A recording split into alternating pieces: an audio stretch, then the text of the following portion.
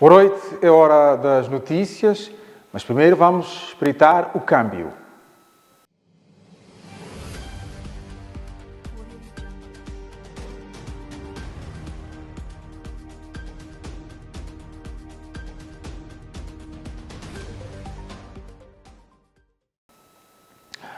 O vice-ministro da Economia e Finanças garante que, apesar dos desafios que são típicos do mercado, o setor de seguros está apto para viabilizar negócios no país. Amílcar Tivani falava na manhã desta quarta-feira, em Maputo, na abertura da segunda Conferência Anual de Seguros. O setor de seguros em Moçambique tem vindo a ganhar maior expressão nos últimos anos, não só do ponto de vista de volume de negócios e a entrada de novos operadores no mercado, como também pela diversidade e qualidade dos serviços oferecidos. É neste contexto que o vice-ministro da Economia e Finanças, Amílcar Tivani, garante que, apesar dos desafios que são típicos do mercado, o setor está apto para viabilizar negócios. O governante falava na manhã desta quarta-feira em Maputo, na abertura da segunda Conferência Anual de Seguros. As medidas que, ao longo dos últimos 5 anos, a administração tem estado a tomar, visam criar condições propícias para que o mercado de seguros, que tem estado a ganhar expressão nos últimos anos, se torne mais forte. O setor segurador tem vindo a crescer consideravelmente nos últimos anos, não apenas sob o ponto de vista do volume de negócios, mas também na ótica do número e qualidade de operadores de mercado. Para a Associação Moçambicana de Seguros, a melhoria do ambiente de negócios no setor do seguro, resseguro e corretagem está a ser impulsionado por algumas ações desenvolvidas pela agremiação. O ano passado foi celebrado um acordo de direito de regresso entre as seguradoras no âmbito do seguro obrigatório de responsabilidade civil automóvel, que vai permitir a recuperação dos custos com sinistros entre as seguradoras. Portanto, como eu disse, são 20 ações, estou apenas a destacar aquelas que são de relevo. A segunda Conferência Anual de Seguros junta operadores do setor público e privado, entidade reguladora e agremiações congêneres do Brasil e África do Sul. Entre os temas abordados no evento, destaca-se a sustentabilidade das seguradoras, impactos, prevenção e combate ao branqueamento de capitais e financiamento ao terrorismo, bem como o papel da transformação digital na aceleração do acesso aos serviços. Operadores do ramo de seguros manifestam disponibilidade para colaborar com as autoridades no combate ao crime de branqueamento de capitais. É que, de acordo com dados do Gabinete de Informação Financeira, as seguradoras são dos setores mais usados para a lavagem de dinheiro. Numa altura em que o governo moçambicano leva a cabo medidas para a retirada do país da lista cinzenta do Grupo de Ação Financeira Internacional, o setor de seguros, um dos visados nas ações contra o branqueamento de capitais, manifesta a total disponibilidade de colaborar com as autoridades. Por outro lado, há muitas outras formas que efetivamente devem ser controladas ao nível de controle de fluxos financeiros, nomeadamente os fluxos financeiros que vão para o exterior, por via dos contratos de seguradores, ou então mesmo fluxos financeiros que podem ser utilizados para pagamento de sinistros e que têm que estar comprovados que são mesmo para pagamento de sinistros e não para o financiamento a qualquer, vamos dizer, branqueamento de capitais. O empresário brasileiro do ramo de seguros, Antônio Cássio dos Santos, afirma que no seu país o setor segurador tem sido usado como um caminho fácil para a lavagem de dinheiro. Daí, a necessidade de partilha de experiências com operadores dos dois países. A primeira coisa que o regulador tem que fazer é não deixar a atividade de seguro ser instrumento de lavagem de dinheiro.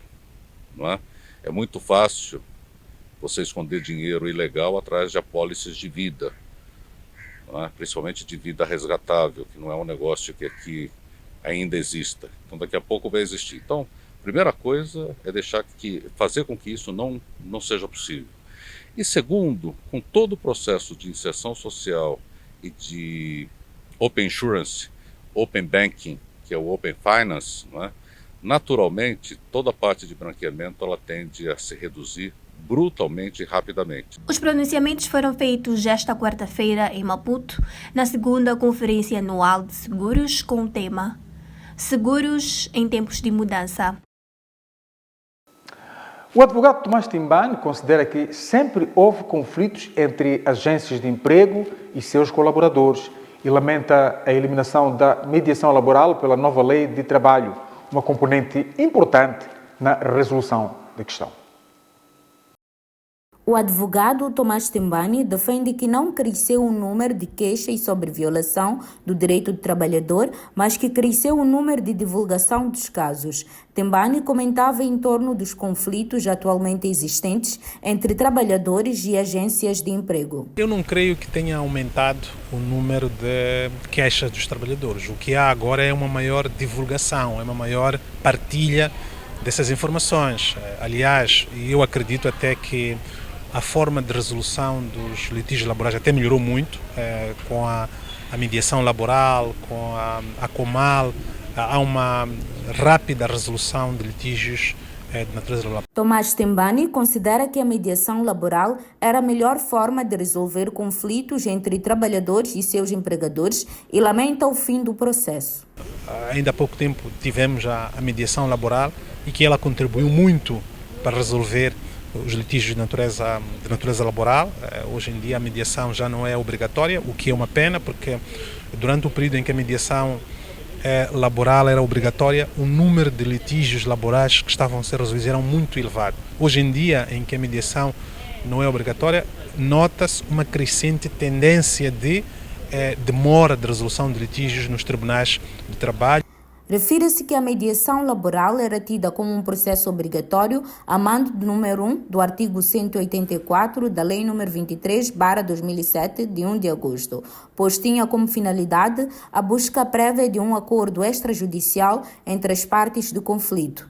Mas com a nova Lei nº 13/2023, de 25 de agosto, que entrou em vigor no dia 21 de fevereiro do corrente ano, tanto o trabalhador quanto o empregador têm a liberdade de submeter o litígio ao Tribunal de Trabalho sem passar pela mediação laboral. O presidente do Conselho de Administração das Águas da Região do Sul, Augusto Chipenembe, não considera altas as tarifas de água aplicadas após o reajuste e defende que o consumidor é cobrado consoante o nível de consumo de água. Após a informação avançada pelo governo sobre o reajuste das tarifas de água ter gerado reclamações por parte de utentes, o presidente do Conselho de Administração das Águas da Região do Sul, Augusto Chipenembe, tem outra opinião. Não existem taxas elevadas. Não existem taxas elevadas. Existem valores ou faturas em função do consumo. E se consumir muito, vai pagar muito. E se consumir pouco, vai pagar pouco. Relativamente às reclamações sobre algumas faturas, Augusto Chipenembe diz que a instituição procura sempre dar esclarecimentos ao consumidor. As reclamações, pronto, é claro que os clientes sempre vão reclamar, mas todas as reclamações que nós temos recebido têm sido esclarecidas ao nível da Águas da Região do Sul, porque algumas vezes falta alguma informação, mas no final é sempre esclarecido o porquê deste consumo e algumas vezes até apoiamos os nossos clientes a melhor gerirem os consumos de água. Por sua vez, Crispim Amaral, da Associação Moçambicana de Consumidores, considera justas as reclamações dos utentes em relação às taxas de água e explica. Nós estamos a dizer, por exemplo, que nós deveríamos perceber, por exemplo, se os contadores que estão colocados nas nossas casas, que são propriedades da FIPAG ou das Águas de Moçambique, se foram aferidos. O que é que eu quero dizer? Quem é a instituição que afere aqueles contadores? Para saber que, portanto, se aquele metro cúbico de água corresponde aos 33 meticais que estão a ser cobrados. O anúncio sobre reajuste de tarifas de água foi feito pela Autoridade Reguladora de Águas em maio, através de um comunicado segundo o qual o reajuste seria feito por região e por categoria de consumo. Em Maputo, por exemplo, a taxa de referência por metro cúbico aumentou 13 meticais, passando dos 51 meticais para 60,8 meticais. O Instituto para a Democracia Multipartidária diz que há que ter atenção para o período pós-eleitoral. Segundo o gestor de projetos do IMD, Glécio Massango, se o país quiser evitar o caminho dos conflitos que se verificam após as eleições e seguir por uma via democrática mais robusta, é importante que haja uma ação conjugada de todos os intervenientes envolvidos. No momento em que o país caminha largos passos para a realização das eleições gerais marcadas para 9 de outubro próximo, o Instituto para a Democracia Multipartidária, IMD, chama atenção para o momento que se seguirá após o pleito. Na perspectiva do gestor de projetos nesta organização, Glécio Massango, se o país quiser evitar o caminho dos conflitos que se verificam após as eleições e seguir para uma via democrática mais robusta, é importante a ação de todos os intervenientes envolvidos. Na nossa forma de ver, pensamos que isso representa um desafio para todos nós como país. Digo um desafio no sentido de deve ser uma mensagem para os órgãos de gestão eleitoral pela sua responsabilidade neste processo, de organizar o processo de forma que seja o mais transparente possível, o mais credível possível, para que todos os intervenientes sintam que, caso venceram de facto em um processo justo. Glécio Massango acrescenta que é fundamental que sejam seguidos mecanismos democráticos. Todos nós, intervenientes relevantes deste processo, temos que fazer o nosso papel com devido profissionalismo, com isenção, por forma que a vontade popular seja respeitada e seja expressa. Mas também não basta que essa vontade seja respeitada e expressa, é preciso que haja transparência suficiente para criar confiança necessária nestes atores relevantes, de que, de facto, o resultado que vier a sair dessas eleições reflete, de facto, aquilo que é a vontade popular. O gestor de projetos do IMD salienta que é importante que haja interesse dos cidadãos nos processos eleitorais para fortalecer a democracia moçambicana. Fatma Membiri diz que o Movimento Democrático de Moçambique é, no país, o único partido que mais garantias lhe oferece de poder influenciar, a partir de dentro e do Parlamento, mudanças no atual paradigma social, económico e político moçambicano. Membiri falava ontem na estreia do programa 10 Minutos com a Política. De sã consciência. É assim como Fatma Membiri assegurou ter decidido abraçar o MDM, partido a partir do qual quer se fazer eleger como governadora e deputada da Assembleia da República no pleito eleitoral de 9 de outubro. Em entrevista ao programa 10 Minutos com a Política, que estreou na terça-feira, a conhecida ativista social disse tê-lo feito por ter concluído que as minhas contas foram mais no sentido de influenciar e ajudar um partido que já tem toda uma estrutura, tem toda uma tradição parlamentar, um partido que existe no real sentido da palavra. A MBC TV quis saber se Fatma Membiri entrara para a política para se servir dela ou se para servir a nação. Ao que respondeu. Decidi entrar para a política para usar a política como um caminho para continuar a fazer o trabalho que já venho fazendo, que é de alguma forma um trabalho político. Em concreto, caso seja eleita como deputada, Fatma Membiri se predispõe a participar de forma ativa no debate e elaboração de legislação sobre matérias estruturantes para o país. A minha ideia é apresentar algumas propostas de lei, ajudar e dar uma contribuição muito mais direta no processo de revisão constitucional que vai acontecer. A questão da revisão do quadro jurídico e legal ligado ao setor da indústria extrativa, que é um setor que eu domino e muito bem. Há a questão de todo o quadro anticorrupção de Moçambique que tem que ser revisto. Nós temos estado a dizer que a corrupção tem custos muito altos para Moçambique. Como país, temos um quadro legal, regulatório muito bom, mas que tem aí as suas lacunas. Questão meio embaraçosa foi saber se Fatma Membiri aderia de corpo e alma ao projeto político do MDM e se tinha em Lutero Simango o seu líder. Membiri respondeu sem rodeios. Eu adiro ao projeto político do MDM. Farei campanha com o MDM, se for necessário com as roupas do MDM, assim será. Não meu líder, ele é o líder do movimento ao qual eu me associei. Esta é uma entrevista que pode encontrar na sua íntegra nas redes sociais YouTube, Facebook, Twitter e Instagram da MBC TV. Vamos espreitar o tempo. Boa noite, Mónica Mabai. Muito obrigada, Isaac Nayane, e boa noite. Em todo o território nacional, prevemos um céu pouco nublado a limpo, ocorrência de neblinas e nevoeiros matinais locais, vento de leste a nordeste fraco. 29 graus será a temperatura máxima predominante na zona sul e 16 de mínima.